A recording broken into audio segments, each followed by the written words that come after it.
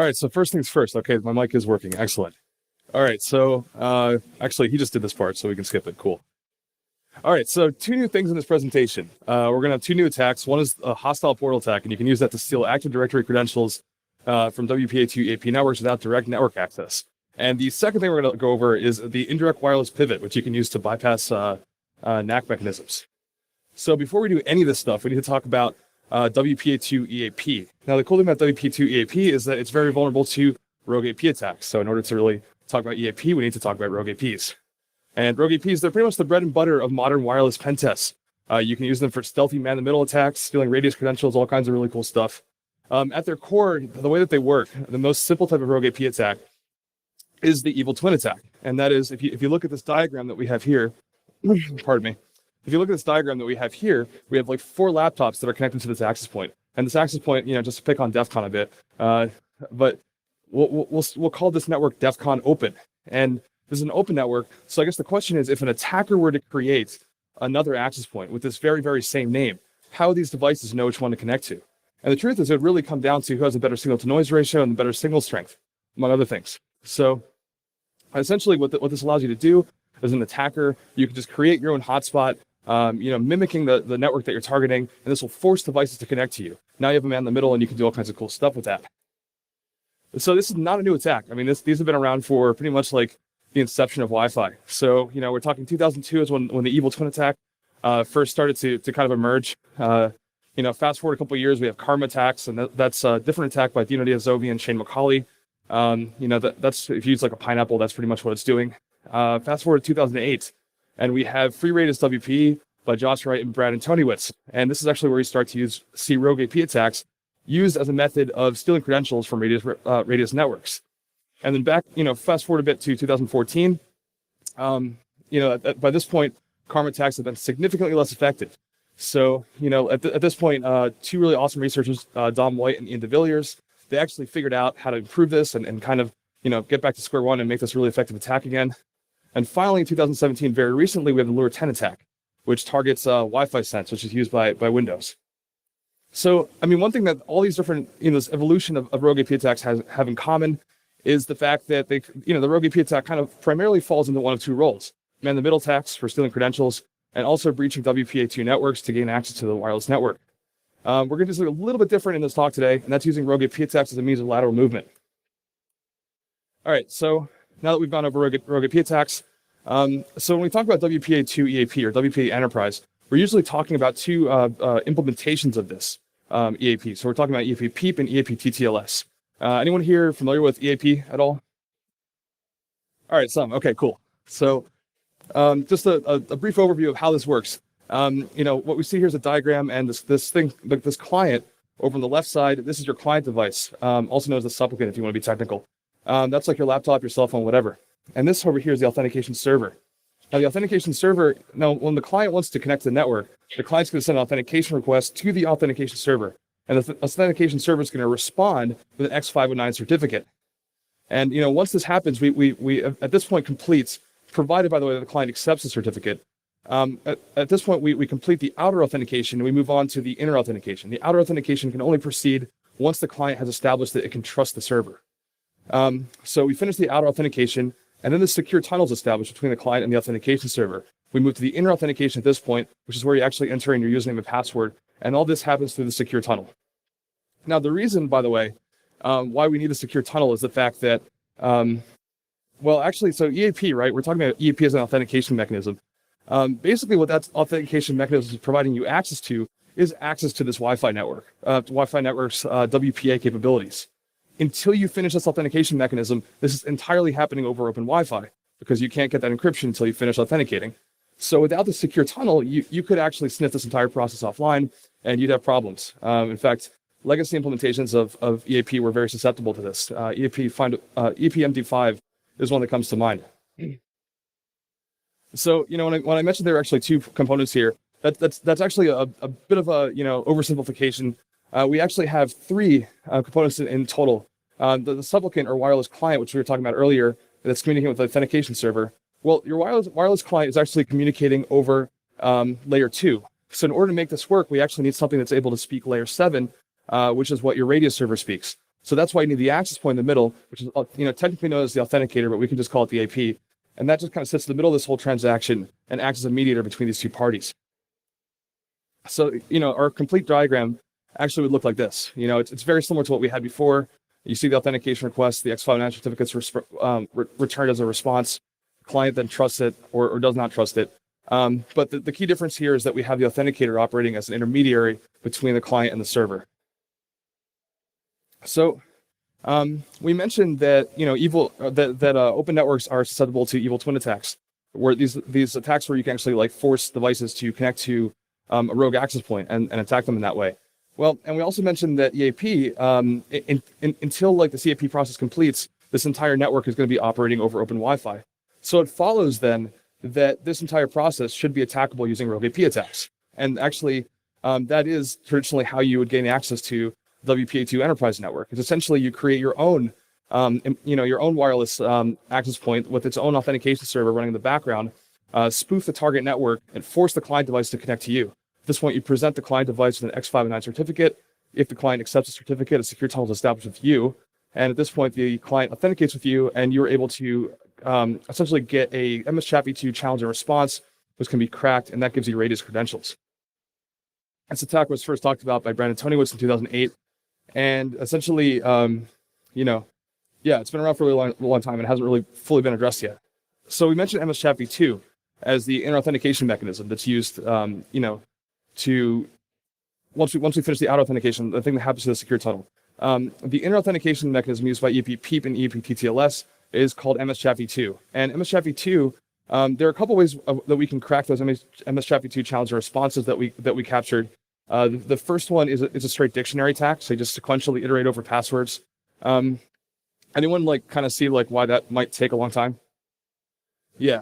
Well, actually, we're actually in luck because MS-ChatV2 is actually vulnerable to something called a divide and conquer attack. So basically, two researchers named Moxie Marlinspike and David Holton back in 2012, they figured out that you could actually, the MS-ChatV2 essentially was very, very similar to 3DES, and you could actually reduce it to 56 bits of DES encryption, similar to what you can do with NTLM v1. And because of this, you can actually, crack these things very, very, very, very fast. And in fact, with their FPGA-based cracking rig, they can actually do it in, under 24 hours with 100% success rate. That's regardless of the length of the password. So in other words, to summarize, you have a situation in which with EAP PEEP and EAP TTLS, you can force devices to connect to you, to authenticate with you, and then once you get those hashes that they send you in this authentication process, you can crack them very quickly due to cryptographic weaknesses. So here's just a quick demo of essentially what this attack would look like. The attacker would create a certificate and then would create the rogue access point. And you can, as you can see here, right, the access point's enabled, and you'll see a MS-ChatV2 challenge and response kind of pop up on the screen after the client associates and finishes authenticating. And this will happen very shortly. I'm going to speed this along a little bit. There we go. So yeah, the attacker then takes the MS-ChatV2 challenge and response. In this demo, it's just like a dictionary attack because the divide and conquer, this takes a little more time and a little more work. So, but in this case, you could just, whoops. It's a very sensitive keyboard. All right, there we go. I'm gonna leave that alone. And so at this point, you take the challenge response, feed it to ASLeap, which is this tool that does a dictionary attack upon them. And from there, it will crack the password. In this case, it's a really simple password, so it's gonna get it very quickly. But this could take a lot of time if you do the dictionary attack with a complex password. So yeah, that's the traditional weakness of EAP PEEP and EAP TTLS is that you can do that. You can capture credentials that way. The solution that was kind of introduced to mitigate this issue was something called EAP TLS. And EAP TLS was introduced in 2008 and essentially uses a mutual certificate-based authentication for the outer layer of authentication. So in order to pass that outer layer of authentication, basically both the client and the server have to present valid certs to one another. So this actually stops the rogue AP attacks that we talked about earlier dead in their tracks. The problem with EAP TLS is that you now have a situation, any network administrators out there? Anyone ever just sysadmins, anyone? Wow. Okay, none. Okay, well, essentially the problem is, if you can imagine, you're running a network, and you now, in order to deploy this thing, you now have to install a client server on every single device on your network.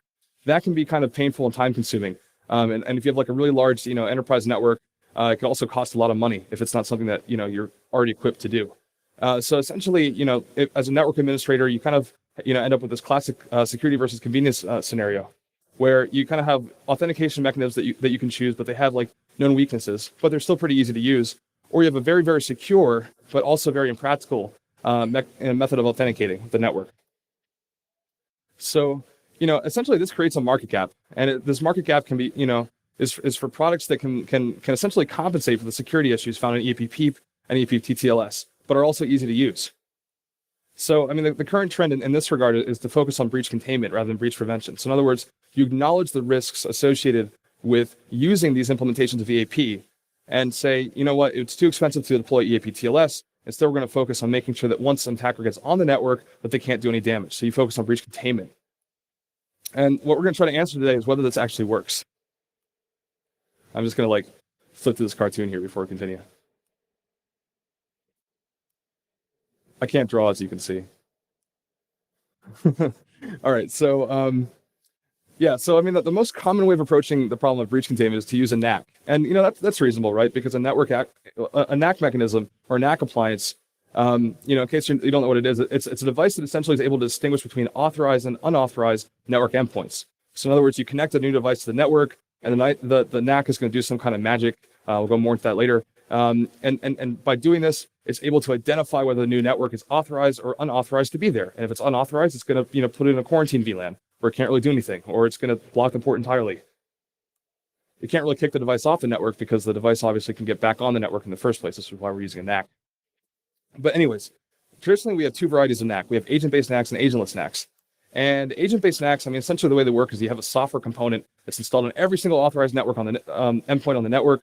And the software component communicates with the centralized brain of the NAC or the controller. And by doing this, it's able to report back information about the internals of these devices. And this is actually really effective. Unfortunately, you're also in another situation where you have to deploy something on every single device on your network. And this, is kind of back to square one because it's nearly as impractical as EAP-TLS. On the other side of the spectrum, we have agentless NACs. And they use purely external methods, passive fingerprinting, active scanning.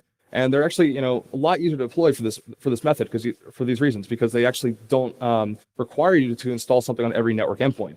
Unfortunately, you're also unable to examine the internals of these devices, so you can bypass them simply by masquerading as an authorized device. So, I mean, once again, this kind of leads us back to yet another, kind of iteration of this dilemma of insecurity versus impracticality, which in turn, creates another market gap. There's huge demand for solutions that offer deep interrogation capabilities of agent-based NACs, but don't have that additional overhead. And this has led to the rise of something, what we usually call the next generation, or what we usually call next generation NACs. So, which kind of position themselves to be the best of both worlds. These usually use a variety of techniques to do this. I mean, a lot of them advertise themselves as machine learning based or whatever. One really interesting one, actually, I tried to bring this device here because we have one in our building somewhere. So I actually opened a ticket to our IT department, and yeah, you can kind of guess how that went. They're actually, not only that, legal got involved and was so yeah. So I actually can't legally name this device, so we're gonna call this vendor A. But I just want to pick on vendor A bit because it's a really good example of a well thought out attempt to bridge this gap, but it doesn't actually work. So vendor A actually uses WMI to interrogate new devices as they're added to the network. So this is cool because it lets you perform these deep internal checks without using an agent.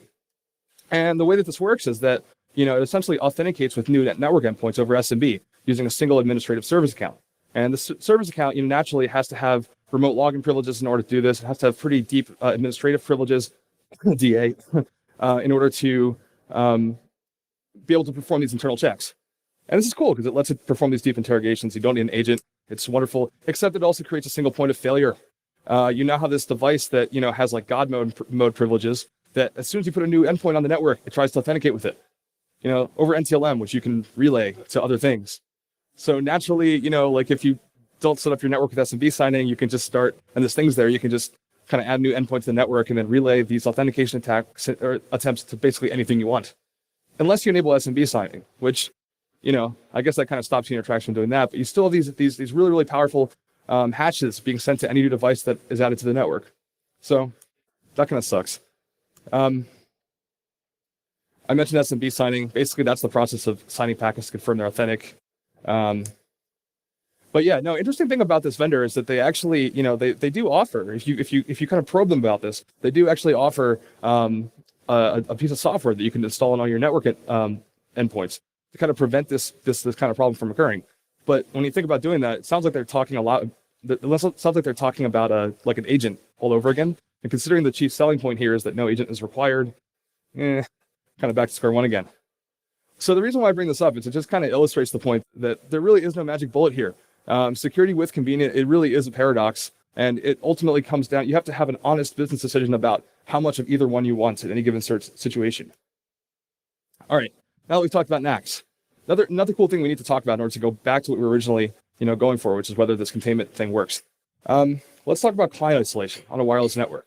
So client isolation, it's typically used to prevent wireless devices from communicating with one another. You can do it on a wired network too, but on a wireless network, it's actually used as a security control. Typical use case is an open network. The way 802.11 is supposed to work, let's say we have these two laptops are connected to this network. This AP here is supposed to act as a mediator between all traffic. So if laptop A in the bottom left, laptop B in the bottom right, top right, are trying to communicate with one another. If the AP doesn't want this to happen, it can just start dropping packets, and this won't occur. The problem is that at least on a wireless network, client isolation is a purely logical control. You can't really prevent radio transceivers from communicating with one another. And this was a point that was really seized upon by a researcher named Cedric Blanchard in 2005. And he introduced this really cool tool called Wi-Fi Tap, which was later revived by Oliver Lavery of GDS way before my time there. But essentially the way it works is it reads packets from the victim to the AP using a Wi-Fi interface in monitor mode and injects responses to those packets as if they came from the AP. This allows Wi-Fi Tap to actually bypass client isolation and furthermore communicate with devices on an open network without actually being associated with that network in the first place. So that's kind of like blows the whole client isolation thing out of the water. So there are some other tools that do similar stuff, but with more capabilities. So the Aircrack suite has some really, they have AirTon NG, which is really cool because you can do this on a web network. It has TKIP Ton NG, which lets you do this on a WPA1 network, although it's a lot slower. And there are also some theoretical attacks, which honestly, I don't really believe they work, but I just kind of put them in here to be thorough. There's Hole 196, which apparently, theoretically, you should be able to do it on a WPA2 network. I don't really know. I've never actually seen it work. So, here's a demo of how Wi-Fi Tap would work. And essentially, what we're going to do here, we have 3 VMs, each represented by these terminals. The top right is going to be a VM that's going to host our access point. Actually, this 2 VMs, I'm sorry. We have a host operating system, 2 VMs. And so we have the first VM, which is going to be our access point. The second VM, which is going to be our attacker. And this is on the left here where I'm kind of moving my mouse. And then in the bottom right, we're going to have a terminal that's kind of synced to our host operating system. So we've created a network using our first VM, right? A wireless network. And we're going to associate with it using our host operating system, as you can see. So we've done that. The first thing we're going to do is we're going to send 5 ICMP packets from our host operating system. So we've done that, sent 5 of them. And as expected, we received 5 ICMP responses. So there's this really cool proof of concept tool that comes with Wi-Fi Tap, and it's called Wi-Fi Ping. And essentially all it does is inject responses to ICMP packets. It's a really cool proof of concept because it just really easily shows that you can do this. So we're going to send those 5 ICMP packets again, but this time we're also going to be running Wi-Fi ping from the attacker's machine over here. And as you can see, despite the fact that we're sending 5 ICMP requests, we're receiving 10 ICMP responses. And this attacker here is not even associated with that network. So that really just demonstrates that client isolation is, ultimately doesn't really work if you really want to try hard at getting around it. But yeah, back to the NAC thing. We were talking about whether NACs, if they're effective or not at identifying endpoints, whether they're authorized or unauthorized. But I really think that that's actually missing the point. Because, NAC isn't really the only problem that you're dealing with on a wireless network. If you think about the role in containing a wireless breach, you're using it to prevent attackers from accessing sensitive information after the breach occurs. And the way that does this is if an unauthorized endpoint is detected, you're going to take one of 2 actions. You're going to place the endpoint in quarantine or you're going to block the port. So in other words, violating an access control policy set forth by this NAC is going to cause the NAC to impose some kind of restriction on this device. In a wired network, this is actually a physical restriction. In a wireless network, as we just saw with client isolation, this can only be a logical restriction. So I want you to imagine a scenario. We've just actually, we're on like a pen test or something, or what, and we've just, gained access to a wireless network. And unfortunately, there's this NAC here that was kind of waiting for us, and it's placed us in a quarantine VLAN. And so we're kind of dead in the water because we want to get over here to this restricted VLAN where we can access these sensitive resources. Fortunately, we know that we have one victim device already on this network, and it's authorized. And the reason why we know that is because we would have had to attack this victim device to get access to this network in the first place, using the technique that we saw in the very, very beginning of this talk. So the question is, how do we get out of this? How do we pivot from this quarantine VLAN to the restricted VLAN? So before we talk about that, we have to review a couple things. One is LMNR and MBTNS poisoning. Basically, the way NetBIOS name resolution works is that you check your local cache, and also you check your LM host. So essentially, when one Windows machine wants to talk to another Windows machine on a network, right? It's first going to check its local cache and also check its hard-coded host file, which has a bunch of names and IP addresses that resolve to one another. If all that fails, it's going to attempt to use DNS. It's going to make DNS requests to local name servers. If that fails, it's going to fall back to two protocols called LMNR and MBTNS, which are implemented differently but basically behave the same way. And the best way to understand how LMNR and MBTNS work is through example. So we have two Windows computers named Alice and Leroy, and Alice wants to request a file from Leroy because Leroy is a file server. Alice does not know Leroy's IP. So Alice is going to attempt to resolve Leroy's host name both locally and also using DNS, but say this fails. At this point, Alice will fall back to LMNR and MBTNS, and by doing this, Alice will actually send a broadcast request to every single host on Alice's subnet. And this broadcast request is basically going to say, hey, are you Leroy? If you are, please send me a response with your IP address. And of course, every computer on Alice's subnet is going to receive this, and the idea is that only Leroy will respond. Yeah, right. So this basically creates a problem because you can just sit on the subnet and listen for these requests, and if you see one, you can just send a response to it. And essentially, provided the victim receives the response before your response before the legitimate computers, that this is going to essentially the first one's going to be considered valid. The first one that the target's going to receive is going to be considered valid. And this can actually let you force devices to send traffic to you as an attacker. So it's a really effective man-in-the-middle attack. And this is just kind of how it works, essentially. The most common tool for doing this is called Responder, by the way, written by Lawrence Jaffe. And kind of fast forward to the point where it's running. So essentially, the way this attack works is you're going to have some poisoners here, which are going to respond to these any of these MBTNS or LMNR requests, and you're going to also have authentication servers on a variety of ports listening for this attempt to succeed. So over here, we're actually going to open up Explorer on our victim machine named Jenkins. Yes, there is a machine named Leroy later on. And we're going to put in the name of a non-existent server. And what that's going to do, because the server doesn't actually exist, it's going to force this device to fall back to LMNR and MBTNS. And the result is that hashes are going to happen very quickly, as you can see. Already that caused the attacker to be able to harvest hashes. So yeah, as far as our little escape attempt here, that gives us a little bit of the way there. Let's talk about one more thing, and that's redirect to SMB. So the redirect to SMB is an attack that was developed by some people at Cylance a few years ago. And essentially the way that it works is that you force the victim to visit an HTTP endpoint. So you provide them with a URL, and this URL takes them to a server, which instantly redirects them to a rogue SMB server on your machine. So you basically redirect them to a file that you are hosting. You're not really hosting it, but you're listening on the port where it's going to try to connect to. This will actually cause them to authenticate with you, and by doing this, you can capture NTLM hashes or relay this NTLM authentication attempt. There's a variation of this where you actually redirect them to a non-existent SMB share instead, which causes them to trigger LMNR and MBTNS. But either way, it's a pretty fast way to get hashes. It does require social engineering.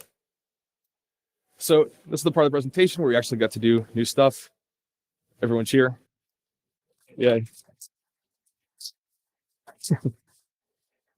We made it this far. Let me do a time check really fast, actually. Dun, dun, dun. All right, it's like 4 p.m. Good. We're doing great. All right. So hostile portal attacks, they're actually a way that you could steal AD creds from wireless networks without network access. This kind of ties into the NAC stuff we were talking about earlier, but it's more like a stepping stone that we need in order to pull off this attack. So I'm guessing you guys have seen something like this recently staying at this hotel or anywhere. Yeah, so that's a captive portal. And essentially the way that it works, it's usually used to restrict access to open Wi-Fi networks. And the way that they work is that, when you get to the network, all your DNS queries are going to be resolved to the location of that captive portal login page. All your DNS traffic is going to be redirected to the network owner's DNS server so that you're forced to use this specially configured DNS server. And additionally, they'll usually, redirect all your HTTP traffic to that login page as well. So no matter what you do, until you, either enter in credentials, pay for it, or just spoof someone's MAC address, you're forced to go back to here no matter what you do. Every time you send HTTP traffic, pretty much. So a hostile portal attack, it kind of actually like ties in this captive portal concept with the redirect SMB attack. What happens is that when you launch a hostile portal, the first thing you do is you use a rogue AP attack to force the victim device to associate with you. Once you do that, now you're their gateway, so that enables you to do kind of something similar to what we saw with the captive portal, except that instead of redirecting their HTTP traffic to a login page, we're going to redirect their HTTP traffic to an SMB share on your machine. As we saw with the previous two attacks, this will actually force their browser to attempt NTLM authentication with you. So, kind of show how this works. In this scenario, we have Jenkins again, and we have a legitimate access point in the top right in this terminal, and we have the attackers over here in the left terminal. And so Jenkins, the victim, is currently associated with this network, example Wi-Fi. And here we're going to actually, send some DAuth packets, and that's going to force Jenkins to roam over from the legitimate access point to the attacker's access point. And you see it's connected here. The attacker is now going to open Internet Explorer and goes to the home page, and already we have hatches because we, sent out HTTP traffic. And actually, if you see, we're typing in the address bar there, there's like this autocomplete feature where it's just every time you type a character, it's making you HTTP requests to try to autocomplete for your little Bing search thing. And that's just sending the hashes to the attacker over and over again. So that's a basic hostile portal attack against an open network. Here we're talking about WPA EAP network. So we actually have to, bridge a couple more gaps before we can use an attack against an enterprise network. So once again, when we're talking about WPA EAP, most cases we're talking about EAP PEEP and EAP TTLS. Both of these use MS-CHAP-v2 as the inner authentication method. So an interesting thing about MS-CHAP-v2, it's a mutual authentication protocol. This means that the Radius server actually has to prove knowledge of the supplicant's password, the client's password, for the inner authentication to succeed. So what this means is that although the attacker can force the victim to authenticate with the evil twin and use it to steal hashes, that can be cracked to access the Radius network, the attacker actually cannot complete the entire authentication process, because at the very end of this authentication process, the attacker has to prove knowledge of the victim's password. And if we knew the victim's password, we wouldn't be doing this attack in the first place. So we have to find a way around this problem. And there are a couple of ways you can do this. For weak Radius passwords, the legwork's actually already been done, once again, by Dom White and Ian DeVillers back in 2014. They came up with a technique called auto crack and add, which can be used for weak Radius passwords to kind of get around this whole issue. And we'll talk about that in a second. And for stronger Radius passwords, once again, remember that you can crack MS-CHAP-v2 challenge responses very, very, very quickly. So, the solution there is simply to crack those offline, come back the next day, and then finish the attack. So auto crack and add, the way that it works, host APD, by the way, is the name of the Radius server that you traditionally use when you perform this style of attack. So at the very end of the MS-CHAP-v2 process, authentication process, this is what we're looking at actually, is the last two steps of the MS-CHAP-v2 authentication process.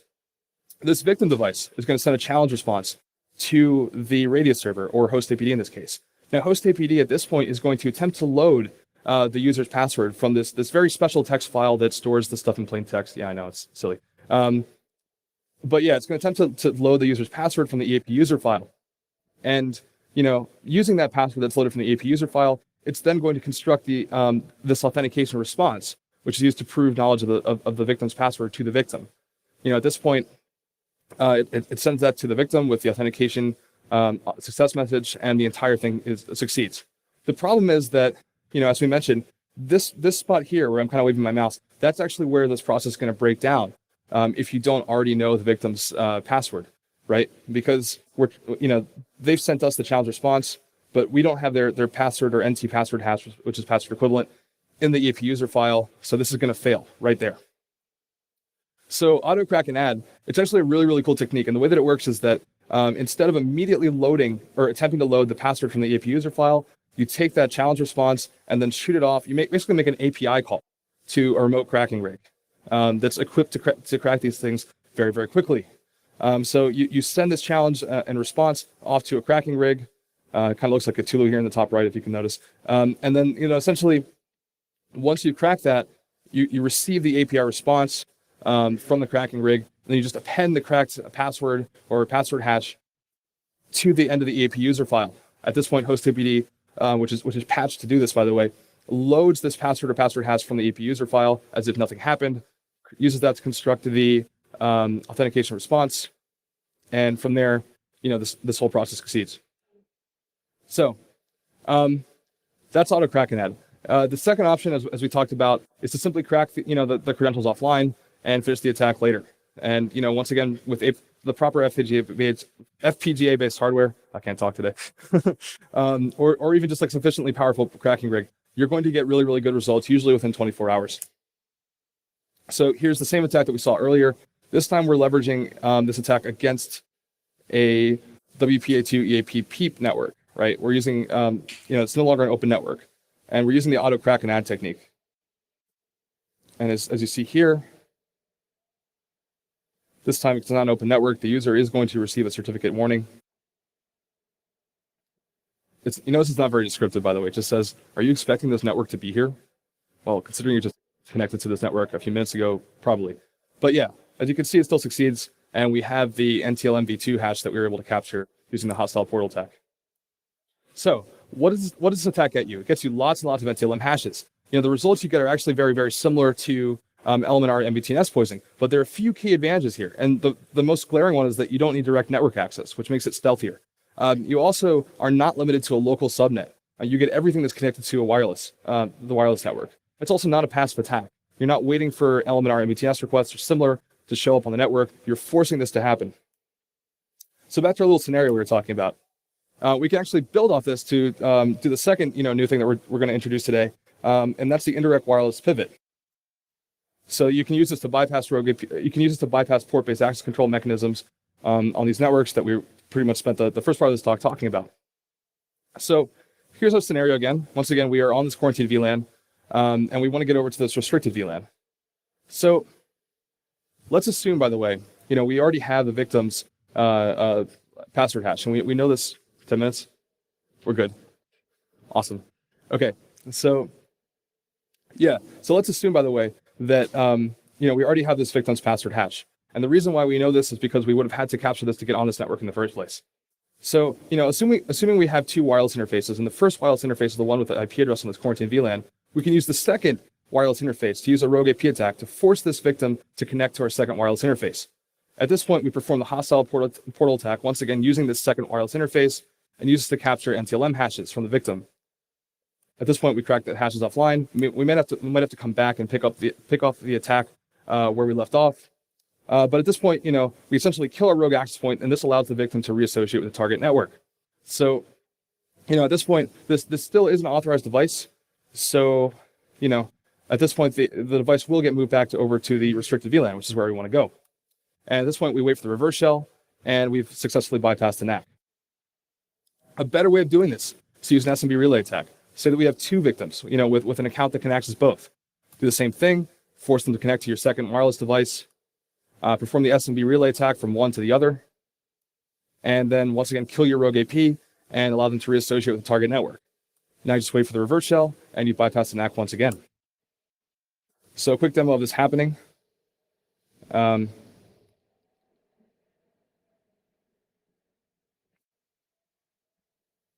So essentially, now we have Leroy and Jenkins, by the way, that we're going to be attacking. And we have the legitimate AP is going to be over here on the left. The first thing we're going to do is we're going to force these devices to connect to us using a rogue AP attack. And you can see we just did that here. and we're going to force the second device to connect to us.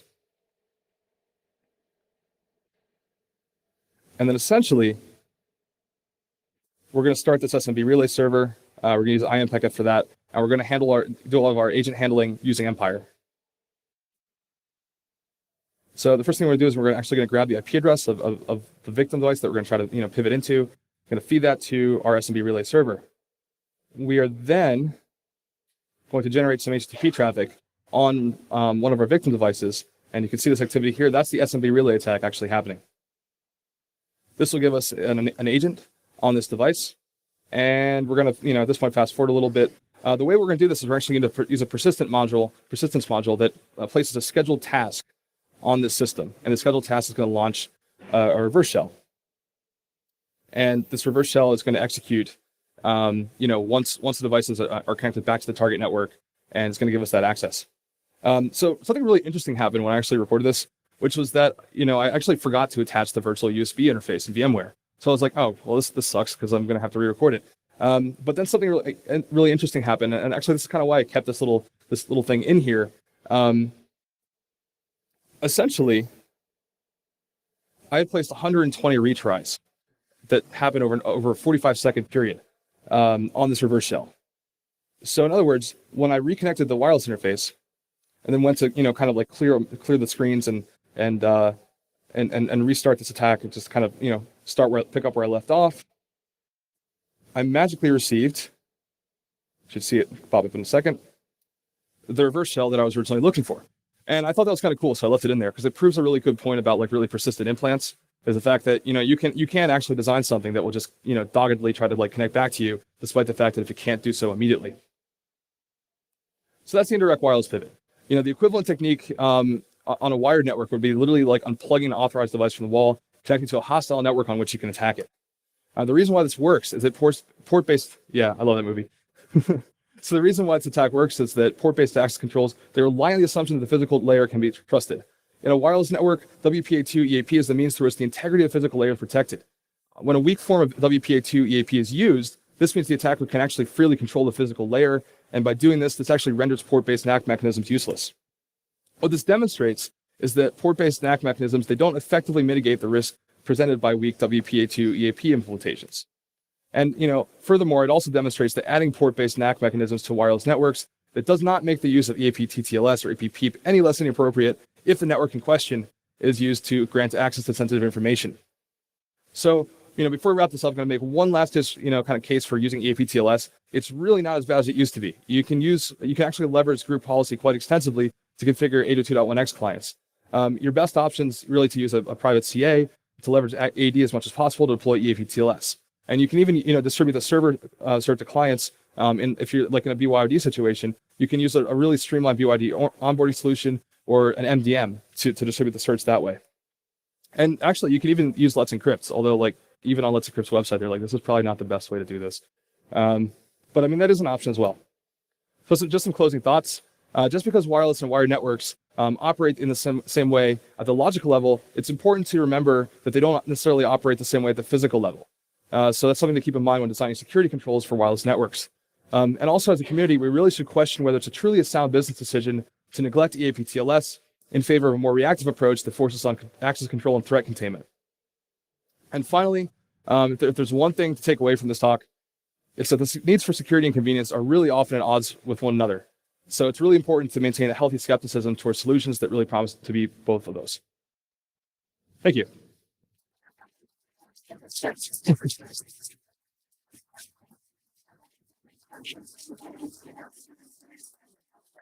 Time for questions? Okay, any questions? No questions? All right, cool. We got the slides. Shoot, actually, like I don't know where the slides are yet. I guess like check the Hackfest Twitter because I'll like just tweet it at them and then the slides will be there. Does that work? All right, cool, awesome. Saw some other hands over there. Okay, anyone else? No? Really? All right. That was easy.